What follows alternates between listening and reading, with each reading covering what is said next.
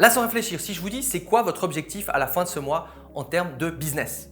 Est-ce que vous dites ah oui, j'avais planifié quoi début janvier? Est-ce que c'était quoi que je m'étais déjà dit comme salaire ou comme client ou comme truc? Ou est-ce que en un claquement de doigts, vous savez exactement votre objectif?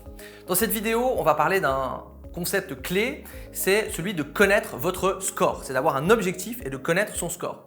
Le business, on peut le voir plus ou moins comme un jeu. Alors il y en a qui disent « Ah bah non, c'est pas un jeu, c'est vraiment… » Mais au final, c'est quand même une sorte de jeu, comme un jeu vidéo, comme un jeu de société où on a des ressources, on place des choses, on met du temps, on va peut-être prendre des employés, on va tester certaines choses, on va prendre des risques, pas de risques, etc. etc. Et en fait, imaginez jouer à un jeu mais ne pas connaître le score. Alors déjà, au bout d'un moment, c'est vite chiant, mais en plus, comment vous voulez vous améliorer? Le but de cette vidéo, c'est de vous faire prendre conscience qu'aujourd'hui, en tant que chef d'entreprise ou si vous avez envie de devenir chef d'entreprise, il y a quelque chose que vous devez absolument faire, c'est connaître votre score ou vos scores. Combien de fois, je parle à des entrepreneurs, tu as fait combien de chiffre d'affaires le mois passé? Ouais, il faudrait que je regarde les chiffres, c'est pas moi qui m'occupe de ça. Ta publicité, là, tu dépenses combien par mois? Ouais, écoute, ouais, mais plutôt 500, 1000, 2000, 3000. En fait, je sais pas trop. Ton taux d'ouverture des emails, il a combien en moyenne? J'en ai aucune idée. Ce genre de truc, ok, je comprends, c'est pas forcément sexy. D'ailleurs, je suis quelqu'un qui n'aime pas forcément les maths et tout ça.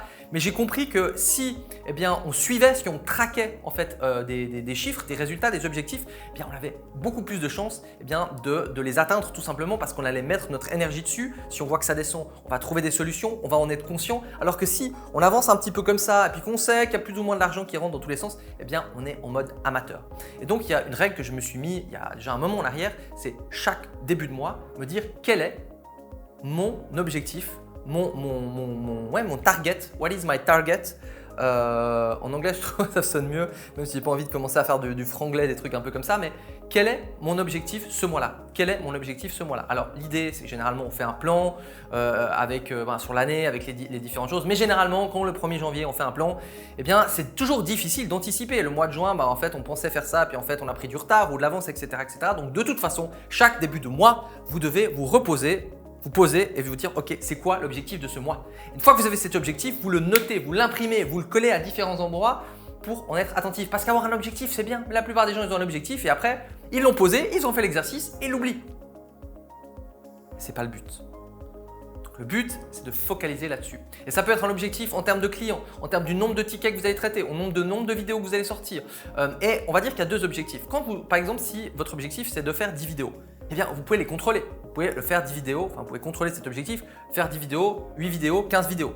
Vous êtes au contrôle. Maintenant, si vous dites mon objectif, c'est que ma vidéo fasse 2 millions de vues, c'est pas vraiment vous qui contrôlez ça. Évidemment, plus la vidéo va être travaillée, etc., plus vous avez d'expertise, vous allez pouvoir l'améliorer. Et donc, il y a deux types d'objectifs. Il y a les objectifs qui vont nous apporter des résultats qu'on aimerait, des résultats désirés. Et puis, il y a des objectifs de moyens de est-ce qu'on a vraiment fait le job? Est-ce qu'on a vraiment fait ça? Et donc, vous pouvez diviser ces objectifs en disant ok, ce mois-là, qu'est-ce que je m'engage à faire? Peu importe le résultat.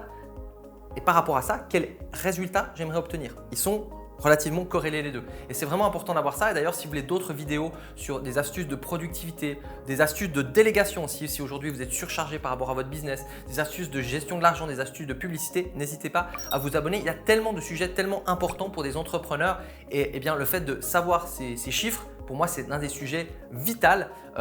Peut-être que vous êtes dans le marketing, peut-être pas, mais peu importe. Même si aujourd'hui vous n'êtes pas dans le marketing de votre société, vous devez connaître certains chiffres clés. Alors attention avec les KPI, on a des chiffres dans tous les sens. On ne veut pas 5 KPI, mais on veut 300 KPI et au final, on a tellement qu'on ne les lit pas. Il y a certains chiffres qui sont clés, il y en a d'autres qui sont moins importants. Là aussi, à vous de déterminer les chiffres qui vont vous parler, qui vont être efficaces pour vous.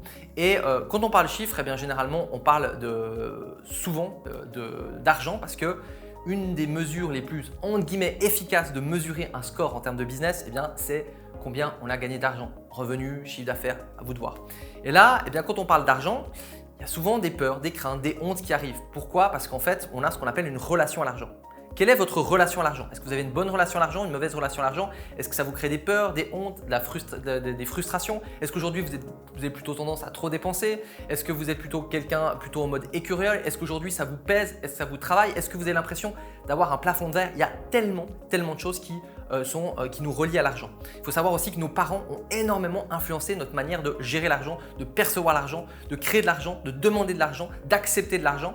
Et donc, c'est vraiment un sujet qui est gigantesque. le sujet de la relation à l'argent. Et justement, j'ai fait une formation très complète qui est à la base plutôt pour les entrepreneurs et qui va vous permettre d'étendre votre vision par rapport à l'argent, mais surtout de travailler sur vos blocages au niveau de l'argent. Vous pouvez avoir un super business, mais vous le bloquez, vous limitez, vous sabotez parce que justement, il y a certains blocages liés peut-être à des hontes, à des culpabilités, à des fausses croyances et à plein de choses qui vont faire en sorte que vous n'allez pas pouvoir développer votre business, que vous n'allez pas recruter les bonnes personnes, que vous allez bloquer à certains endroits. Donc si ça vous parle, le lien est dans la description. N'hésitez pas à vous abonner, à liker, on se retrouve pour une prochaine vidéo.